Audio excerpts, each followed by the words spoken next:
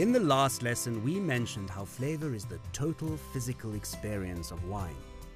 This means that flavor is the combination of smell, taste, and texture. And out of these three aspects, the most complex by far is the nose. Our noses are amazing. Science has recently discovered that we are able to tell the difference between trillions of different smells. That means if everybody in the world had their own smell, and you had a good enough memory, you could tell everybody apart just with your nose. In this lesson, we are going to understand how this incredible instrument works and what the smell component of flavor can tell us about a wine. Let's start with how a nose works. The main job for a nose is to suck up air and pass it into our lungs so we can breathe. Mixed up in this air are a whole bunch of incredibly tiny particles. Amongst these particles are chemical compounds called odorants. Odorants are basically the chemical name for smells we experience as part of flavor. And there are a lot of them. Once these odorants have been sucked up, the nose grabs hold of them with special receptors. These receptors are like little hands. These microscopic nose hands grab hold of the odorants as they are hurtling through the nose and are passed on to the olfactory bulb. The olfactory bulb is found a little way behind your nose, inside your head, and is actually part of your brain. The bulb is the processing plant for smells in our body. It decodes the odorants and decides what each one is. So if we take a big sniff of a rose, the chemical odorants from the rose get sucked up our nose, land up at the olfactory bulb, which reads these odorants, and our brain goes, roses. Do you ever smell something and get taken back to the first time you smelt it? Smells are incredibly powerful tools to recall memory. This is because your nose has a direct line to the brain through the olfactory bulb.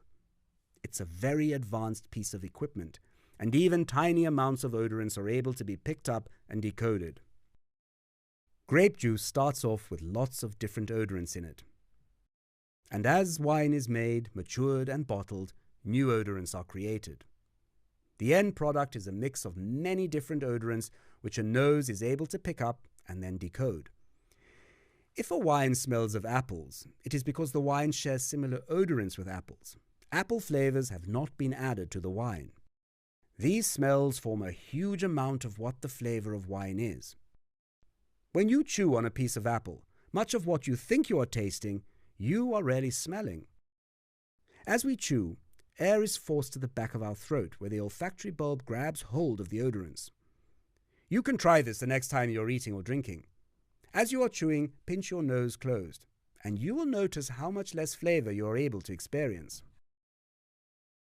Part of learning about wine and learning the language of flavor is training your nose and brain.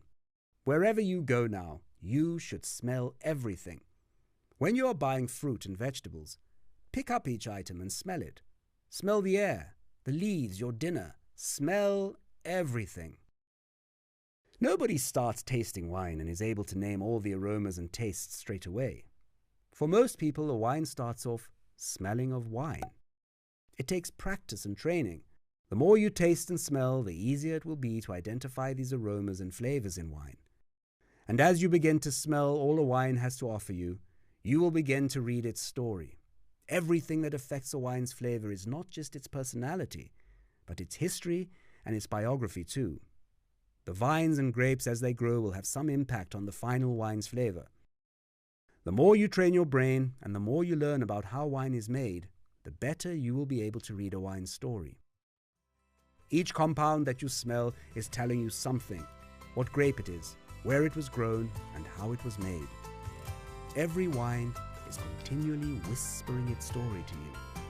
This course is going to help you to start learning wine's language so that you will better understand wines and their stories.